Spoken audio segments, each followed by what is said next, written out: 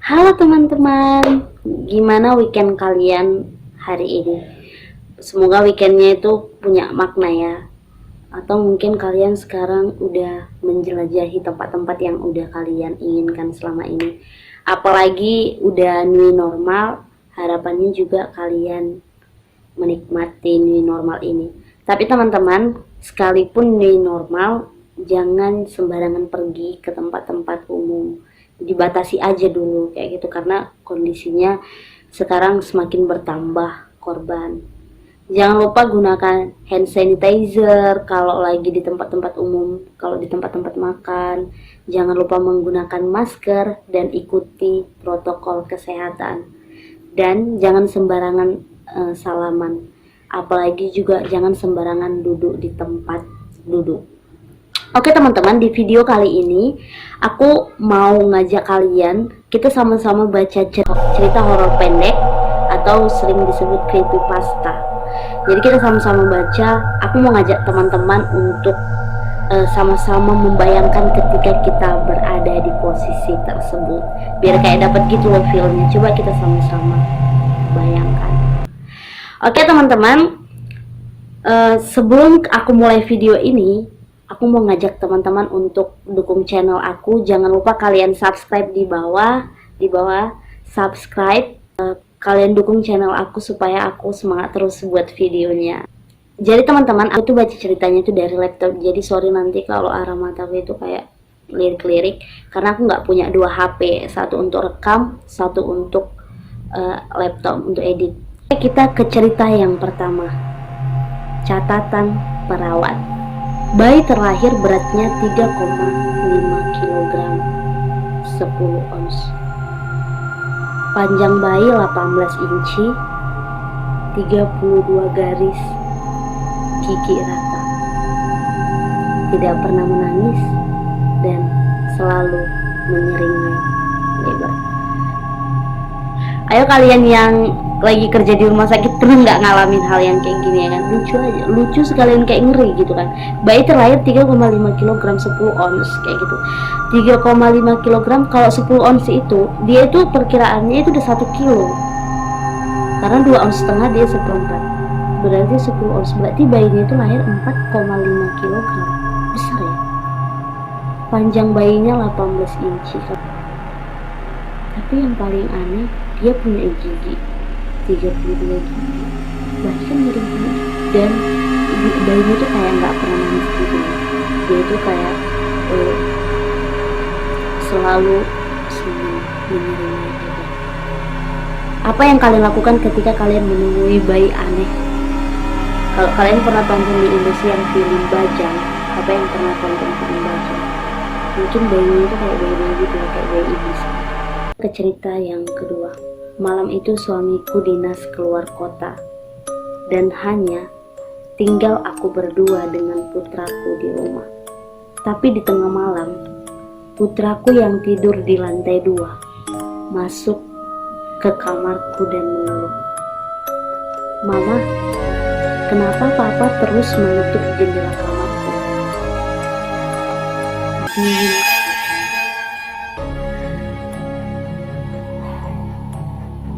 Aku yakin pasti yang pertama kalian lakukan, aku nggak tahu sih, kalau aku pasti melakukan mengunci.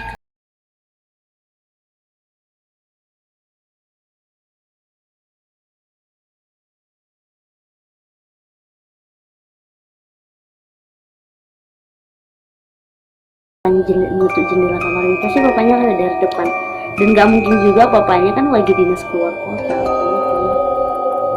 nutup jendela kamarnya. Jadi siapa dong yang ngetuk pintu anaknya? Apakah itu makhluk gaib atau mungkin orang yang lagi sedang menjauhi dia? Atau mungkin kalian pernah mengalami hal yang demikian, atau kalian punya adik ya kan, jadi orang tua kalian bilang gini, "Mama nggak pulang ya hari ini," kayak gitu, karena ada kerjaan di luar kota. Ada gitu yang adik kalian datang ke kamar kalian gitu ya, "Kak, mama sama bapak datang loh," gitu. Jadi kamar, "Pak, benar," gitu. Pasti ngecek sih. Apa yang kalian lakukan? Apakah kalian langsung lari atau kalian mencek tempat tersebut? Kita ke cerita yang ketiga. Aku selalu mengira kucingku mengalami gangguan penglihatan karena matanya selalu terpaku menatapku. Hingga suatu hari, kusadari yang selalu dipandangnya adalah sesuatu yang hilang. Nengok gitu, kenapa nengokin kita? Rupanya dia melihat sesuatu yang di belakang kita. Ada siapa di belakang kita? Berarti ada yang mengikuti kita.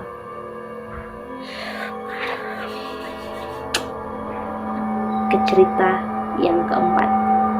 Tidak ada yang bisa mengalahkan kelucuan tawa bayi, kecuali jika saat ini pukul 1 malam dan kau sendirian di rumah. Apanya yang lucu coba? Bahkan itu bikin seram gitu ya kan. Kita sendiri di rumah, terus ada bayi yang ketawa. Gak bisa bayangin sumpah. Kalau aku sih langsung kayak pakai handset gitu, handset kencang-kencang suaranya. Coba kalian bayangkan ketika kalian berada di kamar atau kalian berada di kos, ya kan, sendiri. Gitu rupanya dengar bayi yang ketawa-ketawa tuh. So creepy. Semoga kita nggak ngalami hal yang diceritakannya. Ke cerita yang kelima. Aku terbangun karena mendengar suara orang mengetuk pintu kaca. Semula aku mengira bahwa ketukan itu berasal dari jendela. Sampai akhirnya aku sadar, ternyata bunyi itu datang dari cermin. Teman kita datang gitu kayak ngetuk-ngetuk pintu untuk bukain gitu. Kalau kita biasa kan kontrak kos, punya kosan atau kita punya kamar, pasti kamarnya punya jendela kan. Kita pikir itu kawan kita ya kan datang itu dari jendela, rupanya dari cermin. Apa yang kalian lakukan ketika kalian mendengar ketukan dari cermin? Oh, aku mungkin langsung kayak keluar kamar cari pertolongan. Hal terakhir yang kulihat, jam di samping tempat tidurku menunjukkan pukul 00.07, sekitar jam 12:07 malam. Sebelum kukunya yang panjang dan busuk menembus dadaku, sedangkan tangannya yang lain menahan ceritaku. Aku terbangun dan duduk tegak, lega karena semua itu hanya mimpi. Tapi saat aku melihat jam menunjukkan pukul 00.06, aku mendengar pintu lemari berdecak kuat. Dia kayak ngerasa mimpi gitu ya kan, karena dia pikir syukur hanya mimpi. Rupanya ketika dia bangun masih 00.06, ada suara mimpi.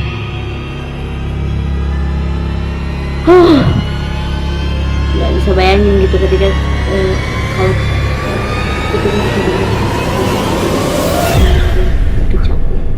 berarti itu nggak mimpi lagi, itu hanya suatu peringat. Ketika kita tidur itu peringatan menjadi kenyataan. Ke cerita yang ketujuh. Saat aku menyelimutinya di tempat tidur, ia berkata, "Ayah, periksa apa ada monster di bawah kolong tempat tidur."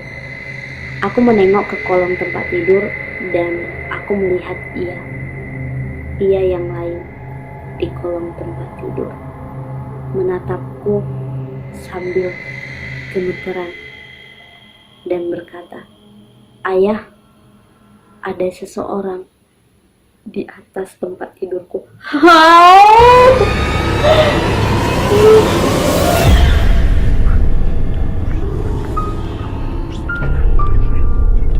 Ya ampun, aku yang ini kebingungan terus ketakutan gitu kan. Nggak mungkin dia meninggalkan kalian. Apa yang akan kalian lakukan? Mungkin kalian akan meninggalkan mereka, atau Atau kalian memilih salah satu cerita yang ke-8? Kita bayangkan ya, kamu hampir terlelap tidur dengan nyaman ketika kamu mendengar seseorang membisikkan namanya, padahal kamu tinggal sendiri.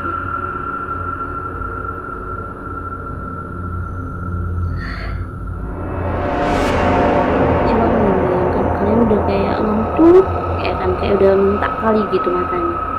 Rupa-rupanya ada yang membisikkan nama kalian, Rizky. Padahal kita tahu kita sendiri di kamar. Kalau aku di posisi itu mungkin aku nggak bakal bisa tidur, mungkin aku akan nunggu sampai pagi baru aku akan tidur. Sedangkan kalau mimpi buruk aja kita nggak bisa tidur, konon ada yang manggil, udah kayak mau terlayang gitu ya kan, udah kayak bener-bener mata minta gitu, Rizky. Ya ampun, nggak bisa bayangin teman-teman. Cerita yang ke-9, masakan ibu. Makan malam ini sangat nikmat, walau tanpa ayah di meja makan. Lalu aku bertanya kepada ibu, kenapa ayah tidak ikut makan? Ibu menjawab dengan tenang, ayah ada di mangkuk suhu. Berarti ibunya itu psikopat. Ibunya membunuh ayahnya, lalu ibunya memakan daging ayahnya beserta anaknya. Kalau kalian jadi anak tersebut, apa yang kalian lakukan? Apakah kalian memakan daging tersebut, atau kalian ketakutan, ini ibuku nggak ya, dia kok bunuh ayah? Kalau aku mungkin di posisi itu, mungkin aku nggak, antara pengen nggak makan tapi takut itu ibunya, atau sambil dalam hati menunggu giliran. Oke, kita ke cerita yang terakhir. Ceritanya ini agak panjang, jadi kalian dengerin. Seseorang lelaki bertengkar hebat dengan istrinya dan tanpa sengaja membunuhnya.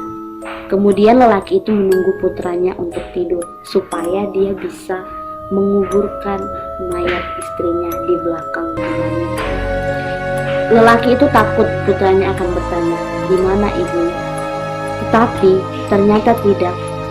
3 minggu berlalu, putranya tidak mencari ibunya sama sekali.